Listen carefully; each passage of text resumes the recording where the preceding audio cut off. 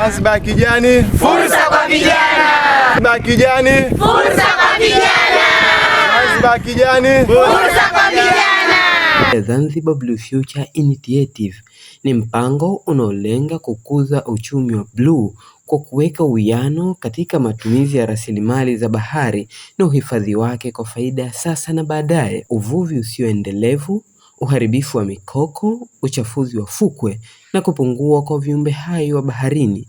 Hapo ndipo inapoingia Zanzibar Blue Future Initiative. Ni mpango unaolenga kukuza uchumi wa bluu kwa kuweka uwiano katika matumizi ya rasilimali za bahari na uhifadhi wake kwa faida ya sasa na baadaye. Kupitia Zanzibar Blue Future Initiative, juhudi zinaelekezwa katika uhifadhi wa viumbe wa baharini kama samaki, matumbawe, kasa wa bahari na viumbe wengine wanaotegemea mfumo wa ekolojia wa bahari.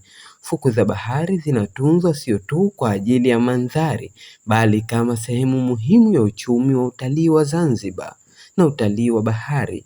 Kula la taasisi miongoni mwa malengo ni kuweza kuhakikisha kwamba tunaweka mazingira safi ya fukwe na mazingira ambayo yanazunguruka bahari katika vijiji na kadhalika.